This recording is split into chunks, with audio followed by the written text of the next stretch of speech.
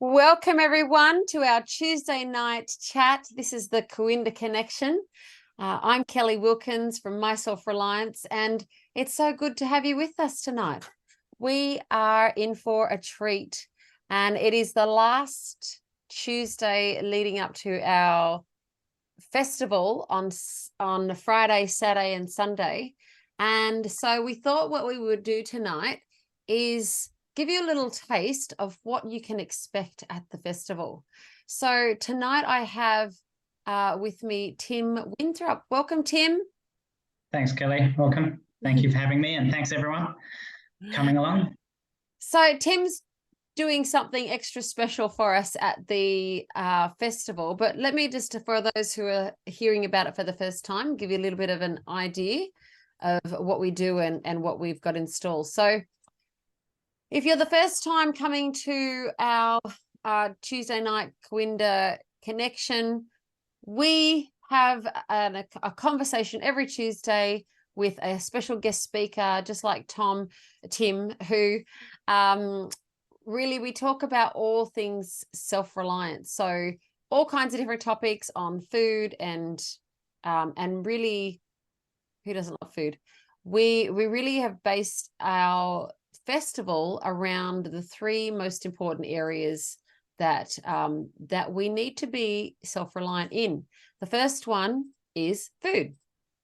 So we're going to have a guest speaker, Serene Tafaha, and she's going to be talking with us all about our food security, having that really paddock to plate experience with clean, safe food, knowing your farmer, knowing where to get your food from. And then we're going to have beautiful workshops, all kinds of workshops, cheese making, fermentation, microgreens.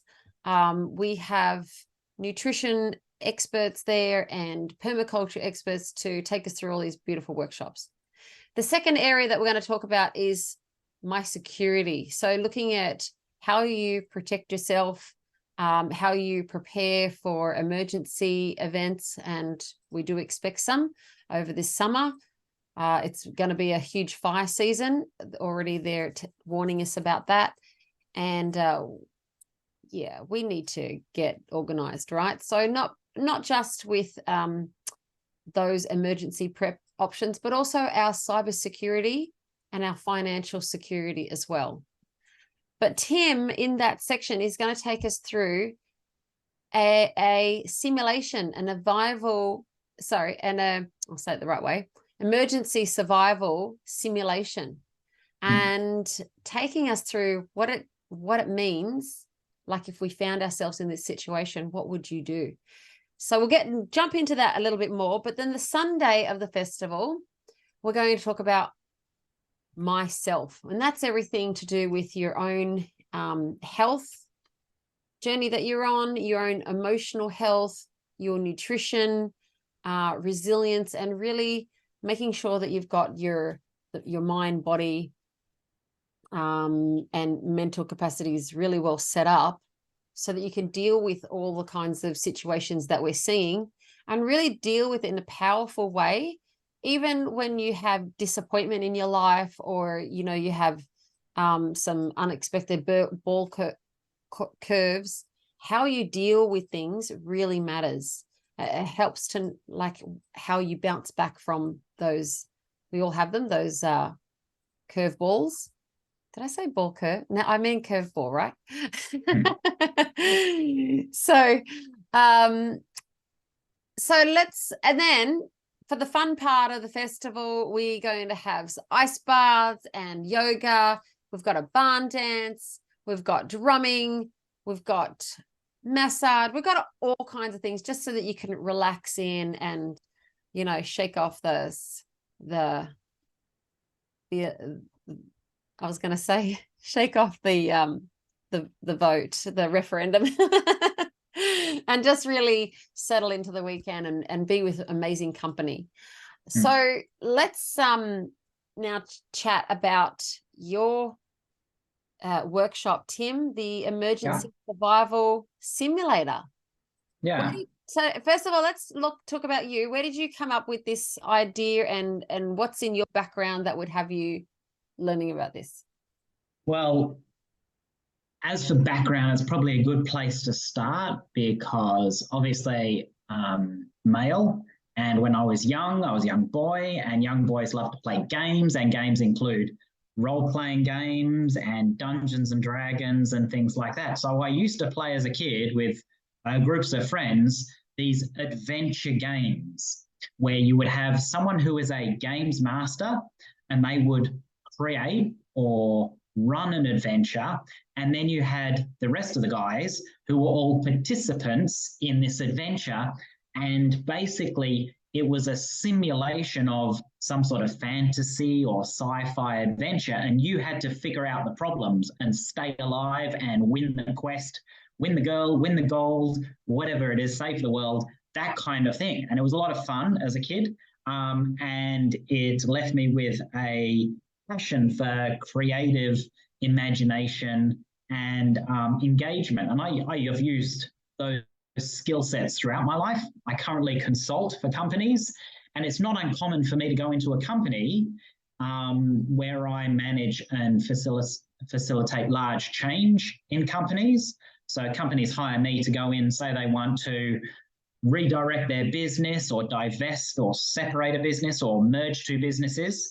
The title I often have is a transition manager. And one of the things I often do that is a helpful tool is I sit down the leaders in the company and I run a simulation or a scenario, and I tease out from them how we solve problems, how we get from this situation to another situation, a better situation. You know, they may be saying, right now I'm applying for a job because I'm between contracts, and they want me to help them transition from a number of third-party cleaning and facility management providers to a whole new set.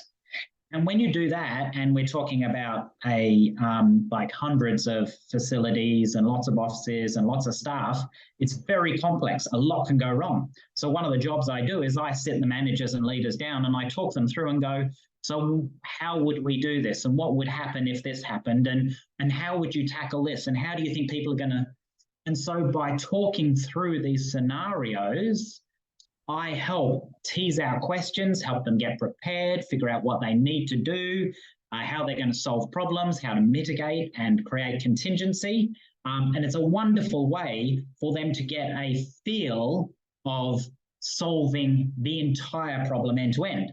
Now, when it came to the whole challenges we've been facing for the last couple of years in the freedom community, it was fairly easy for me to implement and see the benefits for sitting down with the community and some of the groups that I participate in and say things like, hey, what if we ran a simulation of things going crazy and chaos and like an apocalypse? How would we cope? And if I ran this, maybe it would give people a chance, give participants an opportunity to think through and solve problems and figure out if they're actually ready or not. So if things actually do go wrong, are we ready? Well, one way to know is to simulate and practice. And so I've brought these role-playing skills from when I was very young all the way through to putting together a little bit of a, we've called it an emergency survival simulator. It's essentially role-playing where you get to participate in a sequence of events that happen. I describe them as the storyteller, and you have to figure out how to solve them and how to survive. And usually we run it with a group of maybe 10 to 20 people. And to add a dimension of something that's interesting or randomness, because we don't, who knows what's going to happen, we also use dice. So we roll a dice and say, let me give you an example. Say I am describing an event that happens. Someone knocks on your door. The policeman knocks on your door and they've come to vaccinate you. Let's just say that that's one of the scenarios that happens through the days. And I put it out there to the group and I go, what would you do? And they all give me their answers. And then depending on the answer they give, they roll the dice to see whether they're successful or not successful or something else happens. And so there's an element of randomness. So that's why it's kind of like a game, kind of like a simulation. And yeah, it's a lot of fun to run, a lot of fun to be involved in. And that's what I've done kind of when I was young. And I've kind of brought it through to being relevant to the community now. So good to be able to offer it. It really is relevant, and life feels like that sometimes as a roll of the dice, isn't it? Saturday felt like a roll of the dice. Absolutely. Yes, absolutely. So one of the things also about it is, and Saturday is a good example because we know that what happened on Saturday, you know, was a fantastic win for the no vote and for us pushing back. The public let them know, but we know that they have an underlying agenda as well. And sometimes, I mean, we can already see that they are still going to try, they being the systems, those that are running the place, that they're still going to try and get things in. And so it's not just a matter of, hey, we won once, but a continual need to navigate the challenges that we face. It's easy when prepping in your mind to go, oh, yeah, I've got this one sorted. I have, you know, if things go bad, I've got a generator. I've got some food in the cupboard.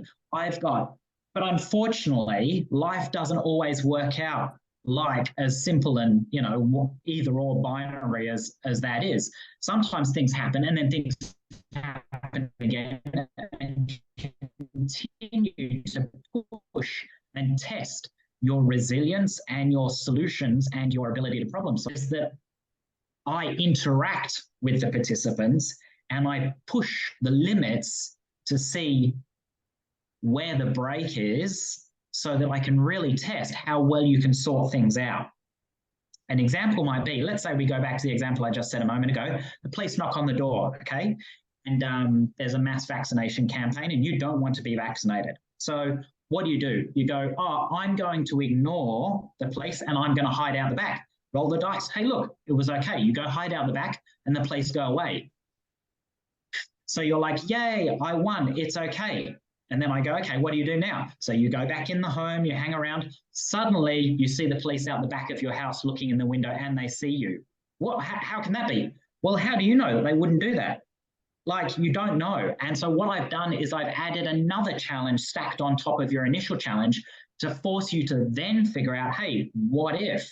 And so sometimes it's good to tease out a maturity or a slightly further thought out strategy, set of solutions that push you to really figure out if you are prepared mentally as well as just having something there. You'll find that with these themes, most of the best preparation that can take place is actually all in your mind.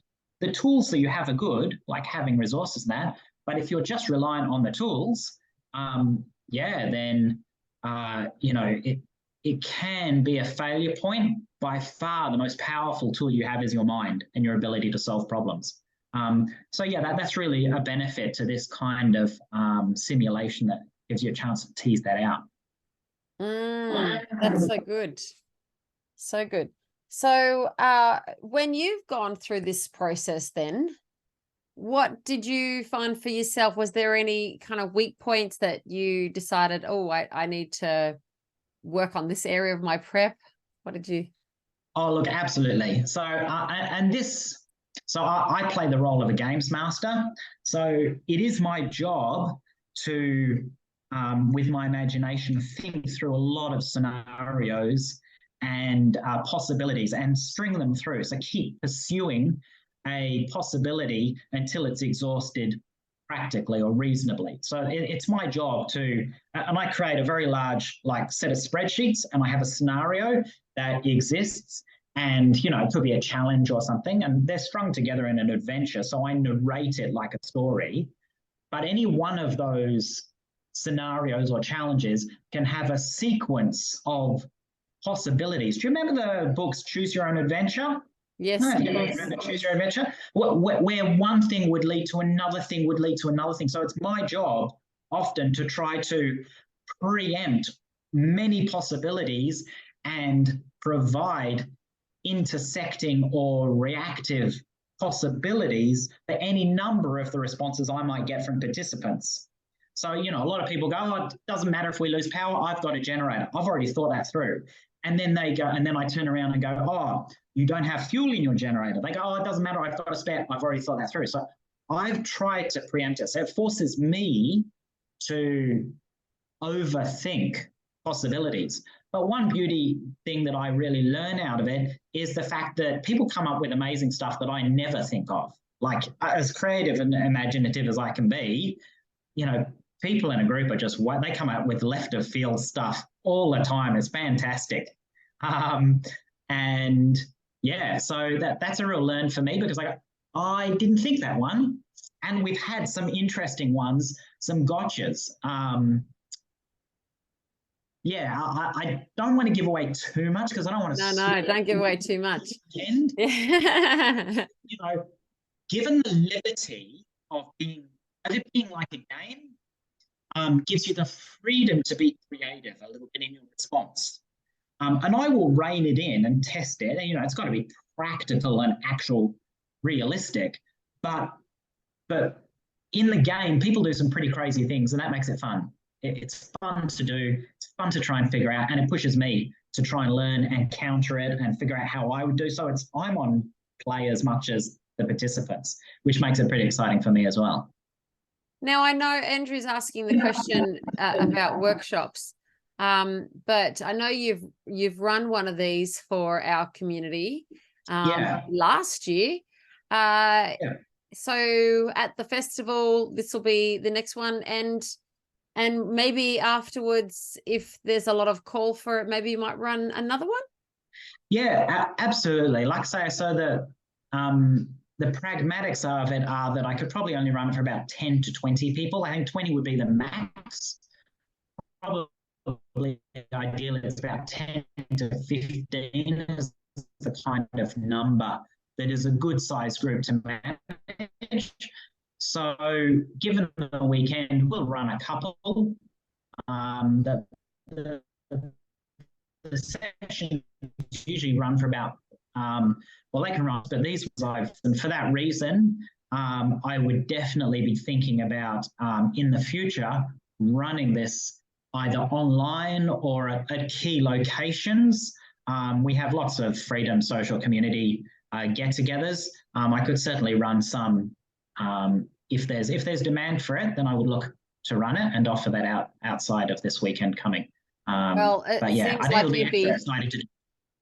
If you're available for hire for parties, I think it'll be a good party. Yeah, absolutely. But there'd just be freedom community parties, because I think it would freak out a lot of those who aren't awake. But they'd be like, "What are you talking about? This is just like watching a movie." And all. I know. Well, we've had you know, murder parties, right? Well, this goes beyond. Yeah, it is exciting, and like I do treat it like it's a line between a game and having that serious tone. So when I ran it last time, and in a second I'll bring up a couple of slides and I'll share with some of the goals and that of what we really get out of it. But the last time I ran it at the Parramatta group, I had a couple of the participants extremely caught up in the imagination of it and quite emotional to it. It was full on because it was dramatically delivered, and it served its purpose, which was to try and convey, what if really something did happen? Would you be able to deal with it? I had one of the ladies afterwards come up and go, "Hey, look, that was really full on emotionally for me," like she was speaking of herself. But she really, really, really valued it because it engaged her in a way emotionally and challenged her mentally that she hasn't been challenged like before. And it's a good question to ask, because, you know, the standard fear response is, what is it? Freeze, flight, or, you know, people do. They freeze up in this situation. So if you've actually been pushed mentally in a simulator, the hope is that at least you'll be one step closer to not freezing and be able to react and function and save and respond or whatever, do something. Too often people do get caught out and they freeze and lose that opportunity for first response and a good reaction. So it can be very effective, and it can really get you caught up emotionally. It depends what you like. But yeah, it can be quite dramatic and quite thrilling, let's say. Now I am going to ask you the next question. Is there some funny background noise? Something pops up every now and then on my end. Does anyone else have any other questions just about that part before I move on? No, actually, Tim, you're going to show us your slides. Let's do that. I can do, yeah. So let me share the screen. And then what I'll do is I'll share the slides that I've got.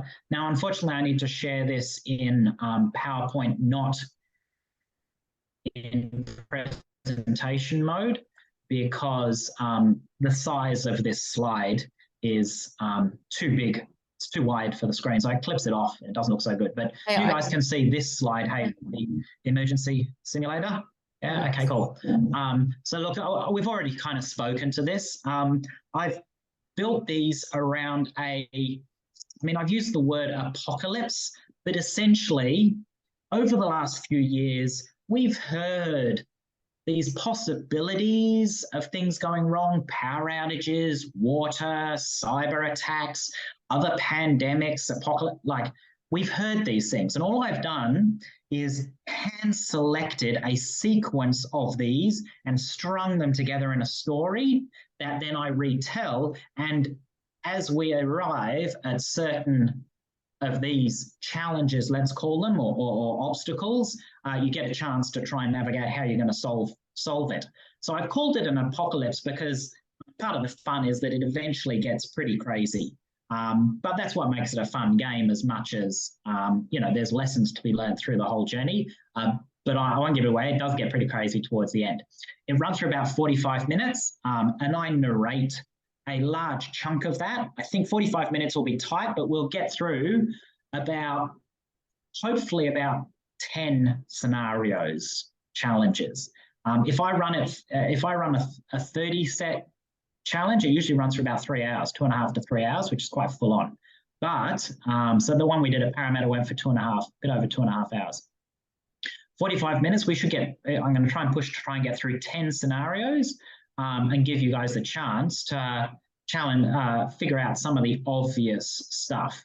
And I bring along the dice. You just need to turn up, and I give you all the information and everything you need, and I tell the story, and we get involved and start participating. So it's a bit of fun, and it's fairly straightforward. Now, I've put together a slide here on the goals and purposes. We've already kind of covered this off a little bit, but I do want to highlight the value that comes from this. And of course, I just mentioned that probably the biggest value you get out of an exercise like this is it forces you to start activating that grey matter and solving problems and thinking strategically now rather than at the last minute. Because if you think about it now, you can actually put solutions and preparations and training and skill practice and things like that in place. I just mentioned a slide. I will bring this along this weekend. It's not related. Kelly doesn't know about it yet, but I recently purchased a practice suture kit off Amazon. It's a large rubberized plate and has a series of cuts in it. And it's got the full suture, as in if someone cuts themselves, how to stitch it up. Okay. So I'll bring this along the weekend. You can have a look at it and see. It was about $29. But it makes sense to me that one emergency skill that would be really handy to have is to be able to suture someone up in an emergency if you needed to, because you're not going to the hospital potentially or a doctor. If you could, you would, but if you couldn't, do you have the skill to do it? And I've gone and got myself a practice kit so I can actually at least give it a go and see that I can do it and figure out the mistakes, assemble the IKEA thing before I actually have to, kind of stuff. And so that's the advantage of doing this. It forces you to realize and think about some of the things you could practice and figure out before you have to and put in the measures. Obviously, that flows on to resource preparation, which is going through an exercise like this can flag and highlight where your vulnerabilities are in food, in water, in power, in lighting, in warmth and shelter, in resources you need. These kind of things, it bubbles them up and you'll go, oh, actually, I didn't think that was so important, but this has just been highlighted how handy it would be to have a Bic lighter, for instance, or any one of a million things. But, you know, the idea of this is that it brings out the obvious stuff. So it gives you a chance to identify your vulnerabilities in terms of preparedness and mitigate them. Again, the realistic and practical simulations to test solutions.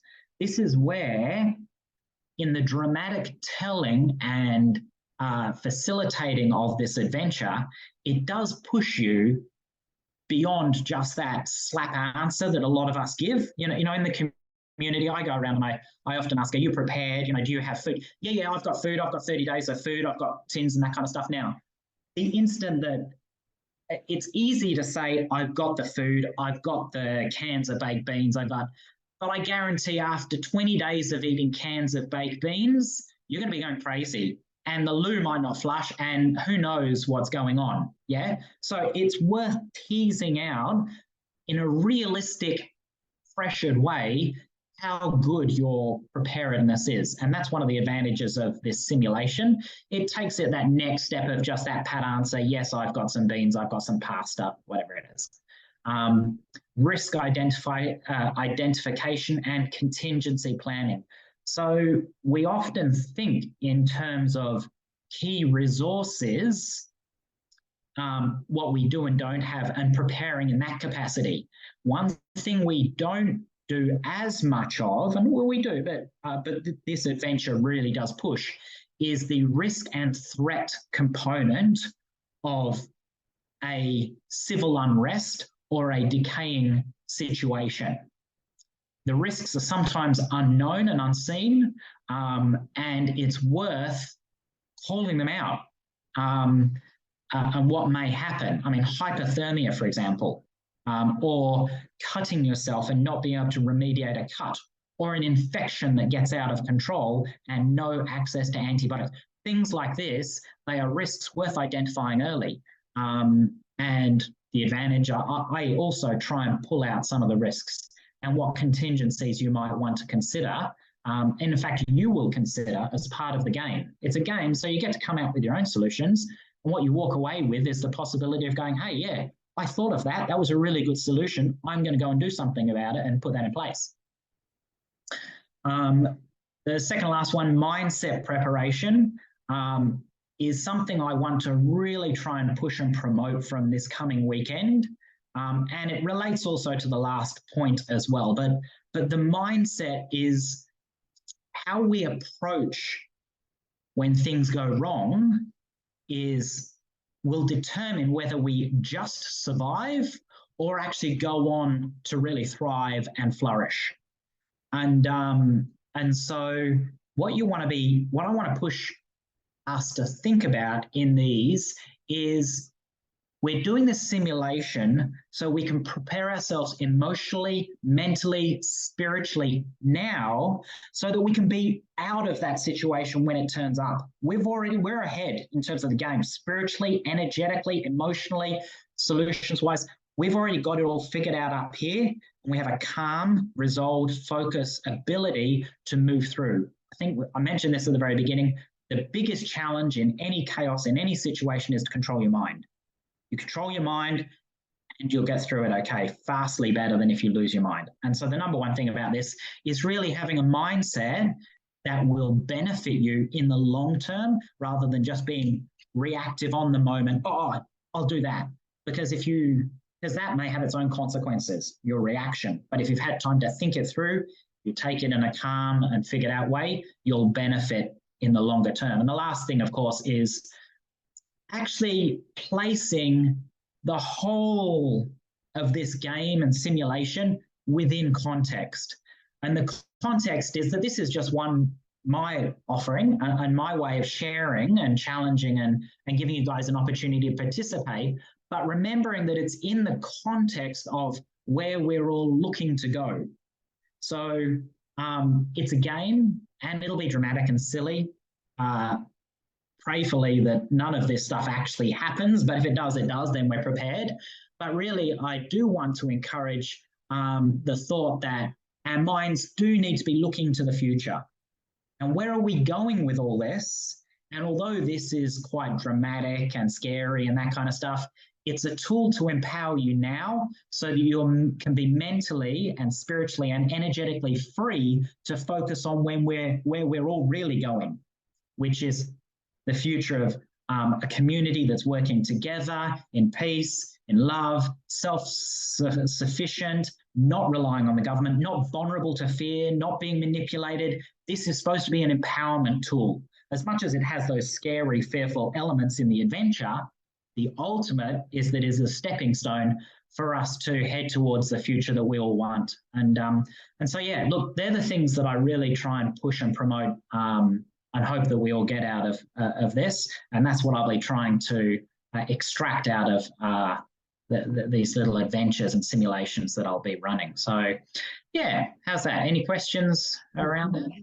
You know, it's exactly why I invited Tim to come and do this, because we think along the same lines, don't we, Tim, that preparation done in a fun way can really lead to great outcomes. And that we don't need to be fearful when calamities do happen, you know, that we can have that inner peace. And where does that inner peace come from? And you know, it comes a little bit from preparation, but it all comes from faith as well. Yeah. So yeah, I love some lovely comments coming through. Let's just have a look at what people are saying.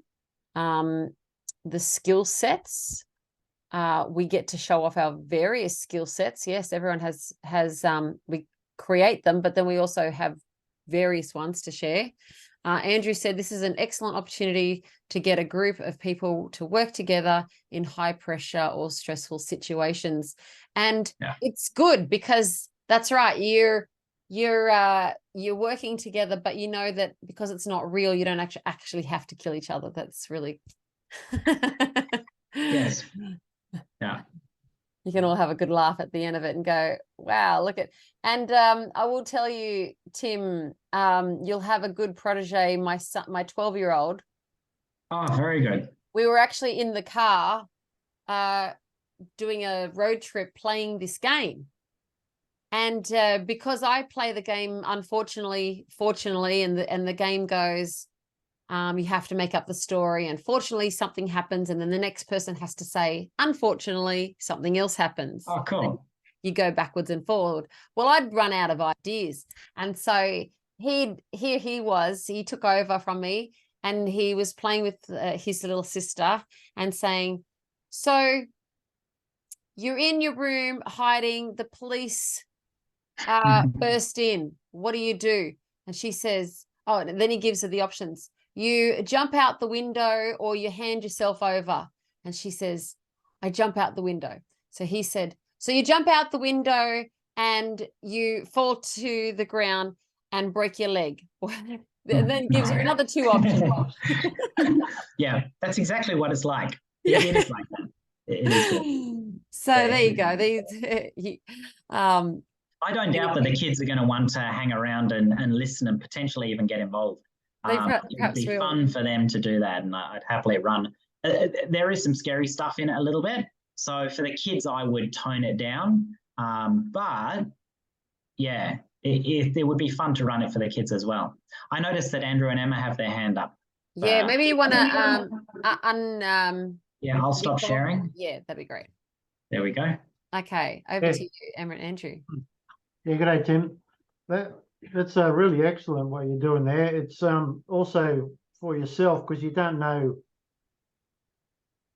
how you will react in certain situations yourself. So it's sort of it's fine to think, oh, I'll be calm, but when you're actually faced with it, you might act totally different than you think.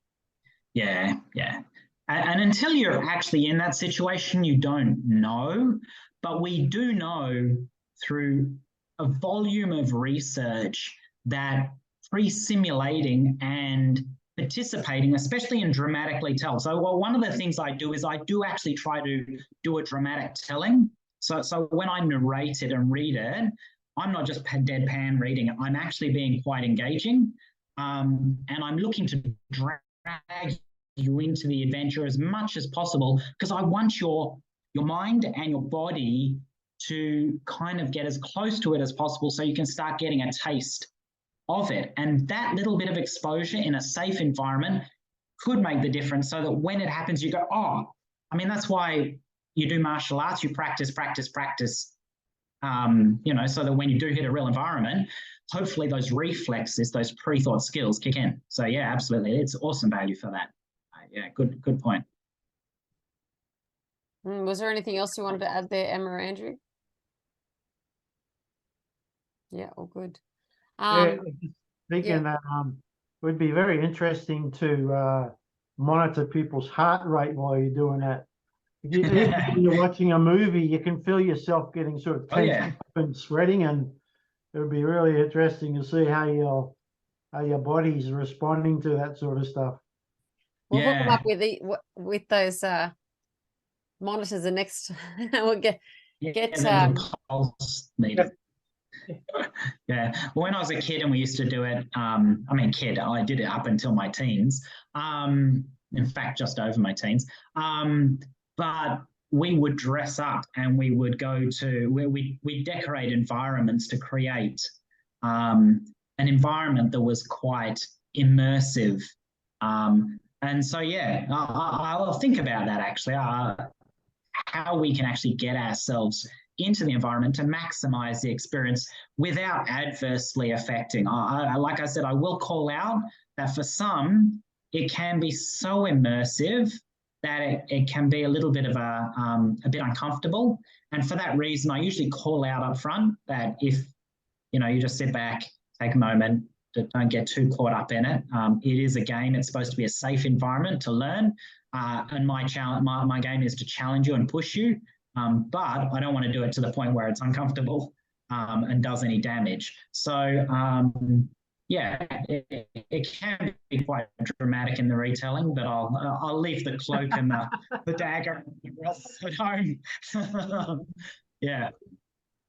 So we were talking earlier, Tim, and we'll finish on this point, but we're going to take it to an apocalyptic event, which was a bit fun, and who knows how close to the bone that can get. But in your prediction about the next few years, what do you think could be more likely to happen?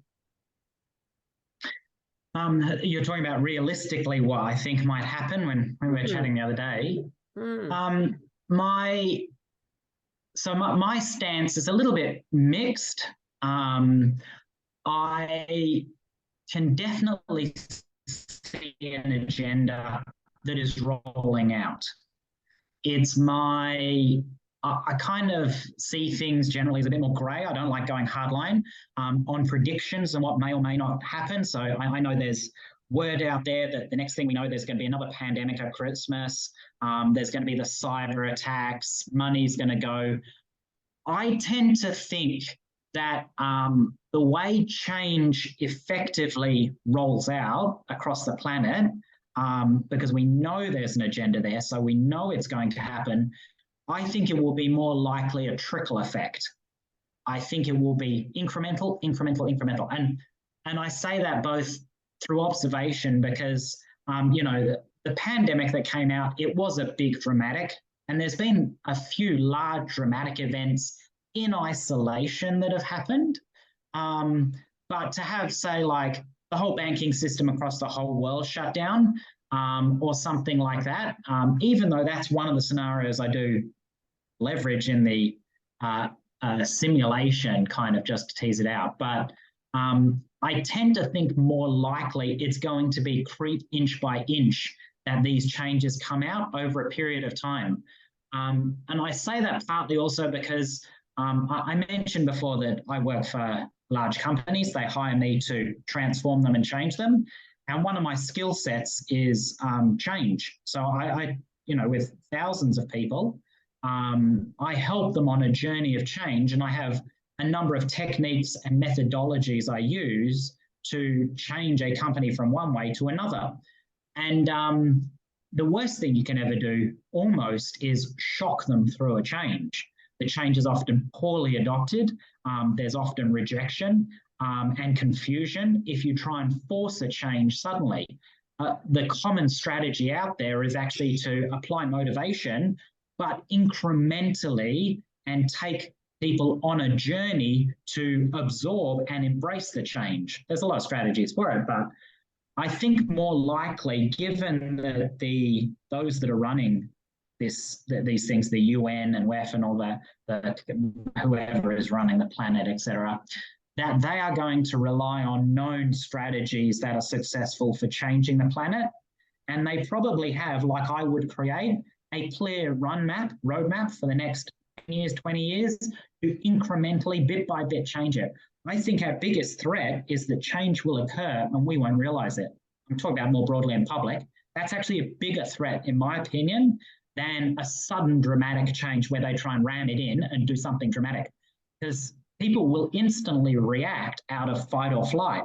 But if it comes in like lukewarm, slowly, insidiously, without us knowing, it's going to be, before we know it, we'll turn around and we'll be like, oh, that's where we are.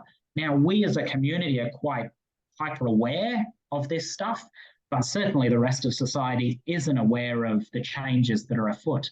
So, yeah, I tend to think it's unlikely we'll see large-scale dramatic stuff, but definitely as we watch closely, we will see the sand shifting beneath us and these things happening, and possibly popping up in isolated instances where we face our own challenges. You know, who would have thought that a few years back, that ballsy enough to say, if you didn't get a vaccine, you're getting fired, and I am fired. And now these controls and regulations are being put in place constantly, inch by inch, so that we'll have nowhere to move. They tried it the hard way, it got pushed back, so they're just going to try and creep it in. You know, they've definitely made some mistakes on the way through. But yeah, I think given a few years, it'll come in progressively rather than suddenly. So I can't really predict what may happen tomorrow, but I think over the long term, we'll just see ourselves slowly caged up. That's why we have the challenge of we've got a little bit of time to build our own society, our own future, our own communities, our own solutions. So yeah, we need to get working on it. I think you know, you made a good point, is that maybe we won't notice it, and that's why people think are taking their foot off the pressure at the moment, and they're going on holiday and they're traveling and they're enjoying life a little bit, because it's like, okay, we you know, we're in a good place, we've got time and so forth, but you know, with that little we're boiling by degrees, and Andrew said, you know, frog in a pot of water, just boiling slowly, getting hotter, or maybe Emma said that, then, you know, we forget that we do need to make use of the time we have. And one of the things that I think is the most insidious, we know about the food, we know with you know, GMO, that if people, and this is why we have these communications that we have, isn't it? Because if people came out right and said, you know, like, it's we're going to, for instance, start putting chemicals into food, everyone would be like, no, not doing that. But then, because it's already happening bit by bit, then people are like, oh yeah, that's just this, that's just that. And I'll give you a better example. I guess toilets, like boys and girls toilets, and having a, you know, like the more that they make things normal and acceptable, the more we go, oh, but you know, we're just you know, looking after the minority. We're just, you know, they're on the fringes, we need to look after them. And then of course, then the minorities become the majorities, and then we're like not allowed to say Christmas anymore, kind of those. Yeah, absolutely. I just went way, I just did like several examples all in one go. But yeah, and this is where we, you know, need to take stock of what our core values are, because our core values are just getting squished, you know. And and come back to the fundamentals of how we do day by day. So look, it's been absolutely fantastic to have this conversation and get excited about what we're going to expect. Sorry, you were going to say something else, Tim? I was just going to say that's the beauty of the self-reliant group and the groups that look into the future, because we're in a situation where we've got, a few options, but really two obvious options. We fight the battle right now to preserve the system that is, or we stop wasting our energy fighting the system and we build our own future and solution and fight the system just by default because we're leaving it behind. It can't be fueled if we're not giving it energy. So we focus on the future and the solutions that we want to create, which is why, Billy, what you do, creating solutions, creating new options and networks and communities, and I mean that's focusing our energy away from that battle and war that we're probably not going to win, but we will win if we focus on going somewhere where that battle isn't. So yeah, that's the beauty of kind of what you're saying, and where. So yeah. Thank you for that, Emma. Andrew. Yeah, it was just another strategy. What you were talking about before is to do with the petrol prices. What they do there is they bring it up, bring it down, bring it up. So each time it becomes higher and higher. So the one before looks normal. So it goes up. Oh, that's expensive. Stays there for a while. Bring back that one before. It doesn't seem expensive anymore. That's normal. I read that in a book. There's a very old strategy that they use. They bring it up, relax it, bring it up, relax it. See, each time your tolerance level or whatever is rises to whatever's wrong. Yeah. So true. So true. Yes. And those that said, oh, don't worry about the petrol price. Don't worry about getting extra fuel. Now you're like, I'm so glad I got the extra fuel when I did. Yeah. Yeah.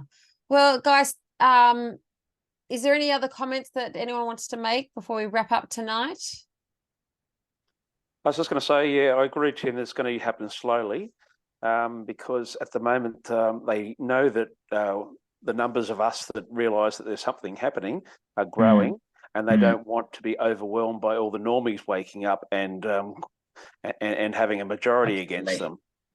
So yeah, they will do it slowly, and and they'll feed them. You've got to watch mainstream media. A lot of people say I don't watch mainstream media, but you've got to watch mainstream media to see what rubbish they're feeding people. For example, we're now in the age of global boiling, which will, if we're going to implement climate lockdowns, the people have already been pre-programmed. Yeah. So, you've got to watch mainstream media, not believe it, but you've got to watch it to see. Maybe you can watch it, Barry, and share it with us, because I don't have a TV. No, but you have to see how they're being brainwashed to see what's happening next. So true. If they're going to have another lockdown, they're going to start to preempt it on mainstream media and get people ready for it. There's going to be some major virus that's overseas, and now it's in Australia. So so you just watch the progression. I do think that's a good point, because if you actually just on some certain channels, you would have thought this was all like hitting our shores, but I kept saying, well, is mainstream media talking about lockdowns in Australia? Well, I haven't heard it there, so you've got to really kind of stay abreast of what's happening on both sides, and then make a very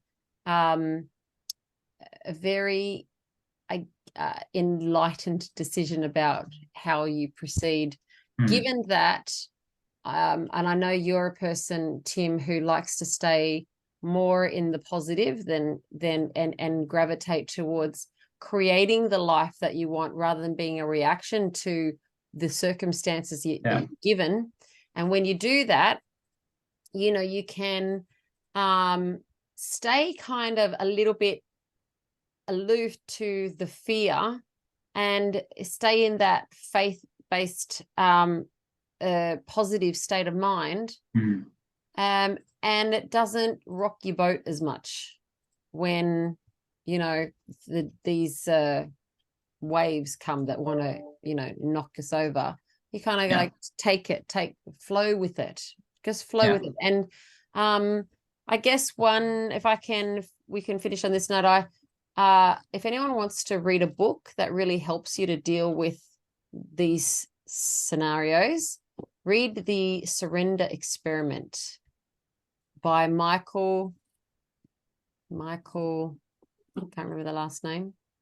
The Surrender Experiment. He writes 2 books, actually. It's a very good read, very easy. You can listen to it on Audible. It reads like a story almost. But it really works on that mindset really beautifully.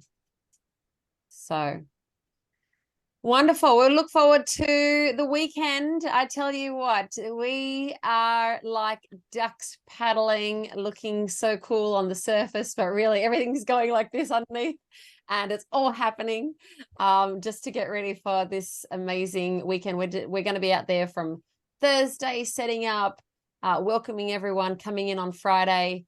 And I hope that I can get this recording out there before then. And I cannot guarantee, because there is so much happening this end. But we look forward to seeing you on the flip side. Yeah. Fantastic. Thank you so much for having me, Kelly. Pleasure. We'll see you then. Thanks again. That's good. See you on the weekend. Absolutely. And that's Emma and Andrew, who are paddling as fast as I am. I tell you what, it's look how calm they look. Look, calm. That's good. Exciting. All right, see you guys. Bye. Bye. Welcome to the My Self-Reliance Expo. It is a wet, rainy day in April, but we are having the best time.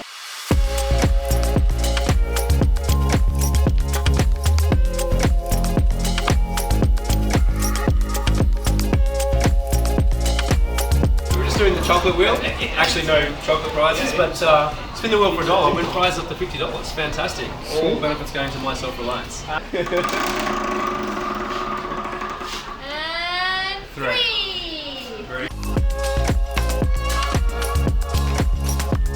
We have taken the best of the speakers that we have on our Winthrop Community Connections every Tuesday night, and we've brought them all together in this one place where people can experience all the good things that people have been sharing with us about. Ladies, and I have a little gift for you.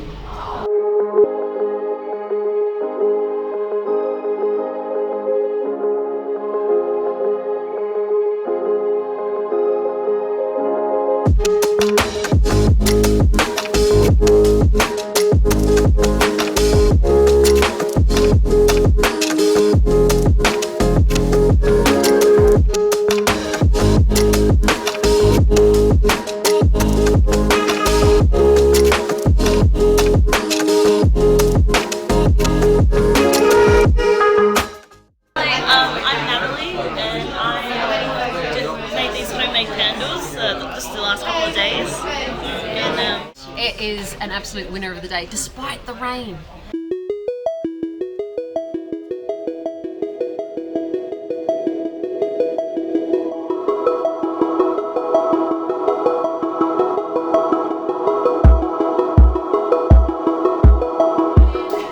Reporting for Team Kelly here. She does amazing work. Loving it. This is just the beginning for My Self-Reliance and bringing community together, because we're all about learning, education, workshops, highlighting people's skills and talents so that we can all learn from each other and cooperate in a way that, you know, we maybe haven't seen before. And certainly people who didn't think that they had skills to share are really shining in this space. So we're going to go from the expo. July we'll have a summit, so that'll be 20 speakers over 10 days, and then come spring in October we're actually going to do a 2-day festival. So that will be another opportunity to bring people out to the sunshine, and get amongst it and really envelop it all over 2 days. So we're so thrilled that you can be here and enjoy the fun. And if you missed it, we hope that you come again to the next one. We look forward to seeing you. Thanks so much.